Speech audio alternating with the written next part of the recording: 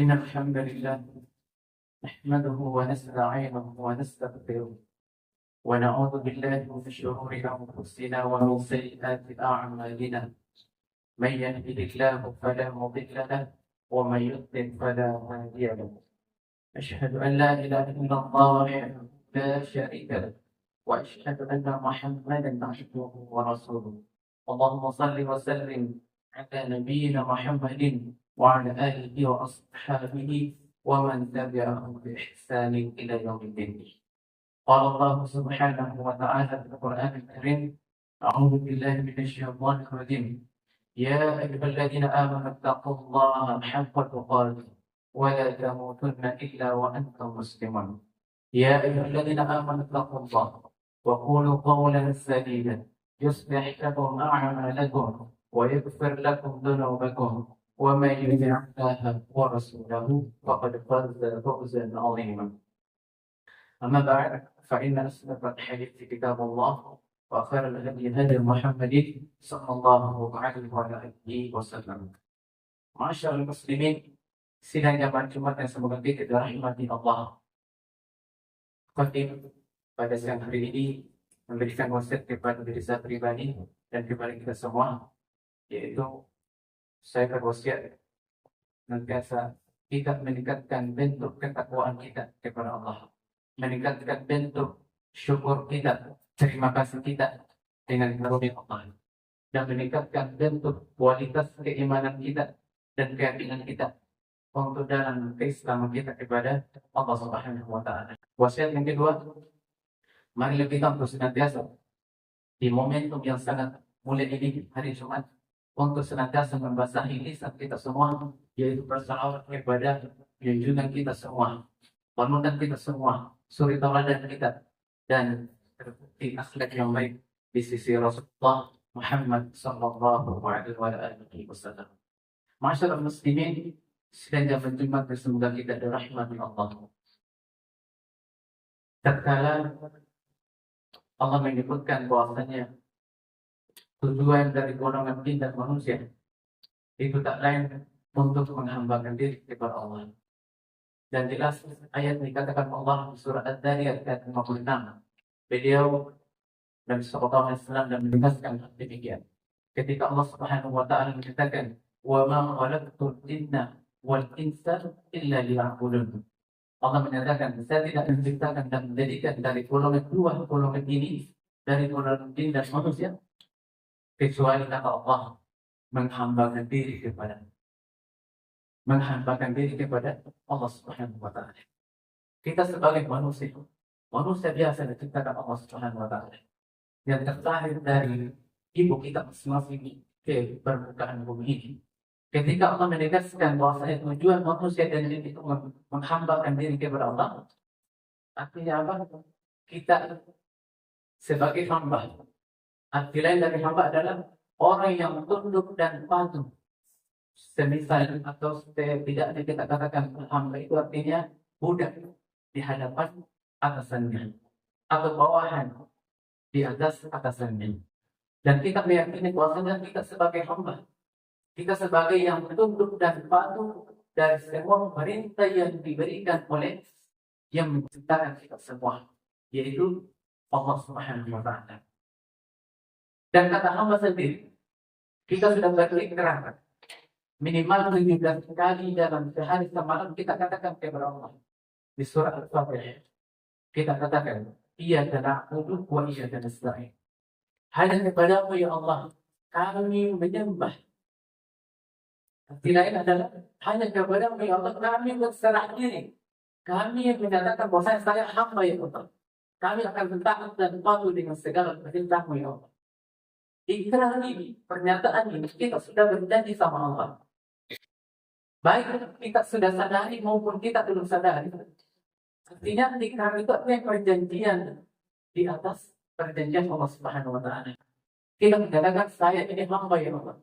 Hanya kepadamu ya Allah aku meminta sebagai hamba yang didedahkan oleh Allah Subhanahu wa Ta'ala. Kita ini dengar. Kita ini betul-betul sebagai hamba Allah Subhanahu wa Ta'ala. Ketika kita sudah menyatakan ya Allah hanya kepadamu ya Allah, saya berserah diri menyembah ya Allah. Kemudian kita melakukan mayat wali besar. Dan hanya kepadamu ya Allah juga tempat meminta bantuan, tempat meminta pertolongan. Setelah kita berikrar dan menyatakan minta bahwasanya kita sebagai hamba Allah, mengakui kita hamba Allah, kemudian kita meminta pertolongan sama Allah, itu sudah ikrar, sudah harga mati, tidak bisa ditolak. Kita sebagai hamba Allah dan meminta lagi sama Allah, artinya kita butuh, kita sebagai fakir di hadapan Allah, kita orang miskin di hadapan Allah, karena tidak ada yang bisa membantu kita. Tidak ada yang bisa melangkahkan kaki kita dari rumah kita sampai ke masjid kalau bukan dari pertolongan Allah Subhanahu wa taala. Dan ini jelas. Minimal 17 kali, Pak. 17 kali kita baca sehari semalam. Apakah kita sudah merenungi?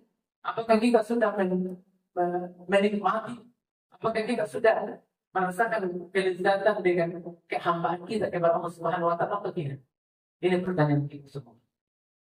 Karena kita sudah mengaku sebagai hamba Allah dan mau dan terus meminta pertolongan sama Allah Subhanahu wa taala.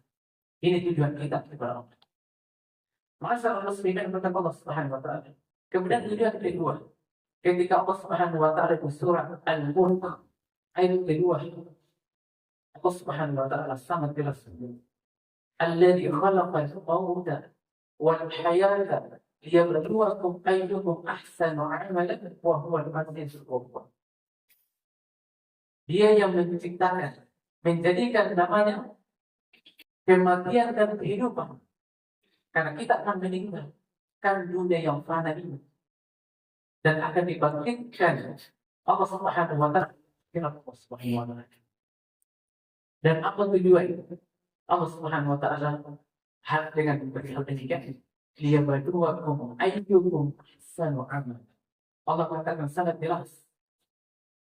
Kalau kita sudah dimatikan, sudah dikebumikan Allah Subhanahu wa taala, kemudian dihidupkan kembali dengan tujuan agar kita sadar dengan ini.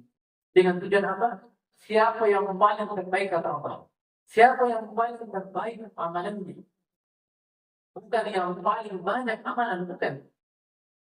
Karena di hadis yang lain, ayat yang lain sudah banyak menjelaskan hal ini. Bukan banyak amalan, tapi yang dilihat pertama Allah Subhanahu wa taala dan Allah yang menyatakan langsung. Ayyukum ahsanu amalan. Siapa yang paling terbaik amalan? Kalau kita berlipat, sholat kita di masjid kah, di rumah kah, ataupun di kantor kah, atau di musola, dan betul-betul kita perbaiki amalan sholat itu, insya Allah Allah akan terima baik. Dan syaratnya adalah agar diterima baik, para kata ulama menyatakan agar diterima baik amalan kita adalah didasari dengan ketaatan kepada Allah, didasari dengan tulus dan ikhlas ketika melakukan amal dan ibadah itu sendiri. Karena ketika Allah Subhanahu wa taala di surah Al-Bayyinah jelas, wa ma umiru illa liya'budullaha mukhlishina lahu-d-din. Tidaklah mereka diperintahkan Allah Subhanahu wa taala untuk menyembah Allah, untuk sadar kita sebagai hamba Allah, dan didasari hamba itu adalah mukhlishina lahu-d-din. Harus ikhlas dulu sama Allah Subhanahu wa taala tanpa mengharap apa-apa. Maka itu mengharap ibadah dan manusia, ta'udzubillah. Masyaallah muslimin dan Allah Subhanahu wa taala. Terkait dengan amalan yang insya Allah kita lakukan amalan dan ibadah itu dengan ikhlas kepada Allah dan amal yang terbaik. Dan hari ini kita berada di bulan Sya'ban.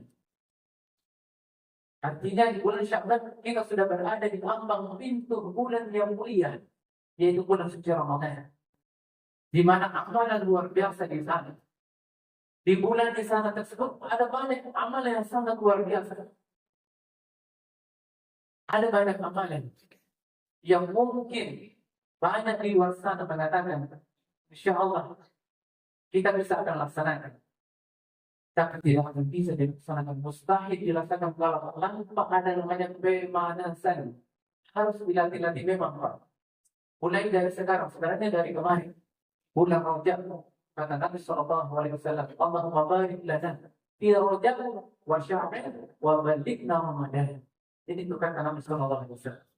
Kenapa Nabi Sallallahu Alaihi Wasallam mengatakan demikian? Karena luar biasa. Bulan Ramadan, bulan di mana manfaatnya dan keberkahannya luar biasa amalnya. Makanya bulan Sya'ban dan luar biasa bulan untuk melatih amalan kita. Baik itu sholat sunnah kita, baca Al-Quran kita, sedekah kita, zakat kita, insya Allah akan laksanakan, akan dimulai dengan latihan di bulan Sya'ban. Mulai baca Quran sekarang. Mulai baca Quran untuk senantiasa melatih diri kita. Ya, melatih. Karena kita tidak tahu amalan yang mana yang terbaik akan dinilai dan spesial di hadapan Allah Subhanahu wa taala. Kita tidak tahu. Makanya Nabi Sallallahu Alaihi Wasallam pernah berdoa kepada Allah. Ini Nabi, dia menyatakan kepada Allah, Allahumma inni as'aluka ilman nafi'an wa rizqan thayyiban wa amalan mutaqabbalan. Nabi meminta sama Allah Subhanahu wa taala dan kita tahu tapi adalah hamba yang sangat mulia dan di hadapan Allah Subhanahu wa taala. Dan kita sebagai hamba juga seharusnya mencontoh Nabi Sallallahu Alaihi Wasallam. Bila menyatakan di penghujung hadis bila wa amalan mutaqabbalan, ya Allah, aku meminta ya Allah kepadamu agar amalanku ya Allah, ibadahku diterima baik di sisi ya Allah. Karena kita tidak tahu amalan yang mana yang sudah diterima Allah. Naudzubillah, yang sampai kita sudah bertahun-tahun beribadah, sudah bertahun-tahun berpuluh-puluh tahun kita sudah sholat, sedekah, mengaji, baca Quran, tapi tidak ada yang satupun diterima Allah Subhanahu wa taala. Makanya senjata pemungkas Nabi Sallallahu Alaihi Wasallam adalah berdoa agar diterima. Dan ayat yang saya bacakan tadi surah Al-Fatihah menyatakan iya karena itu wa iya nasta'in.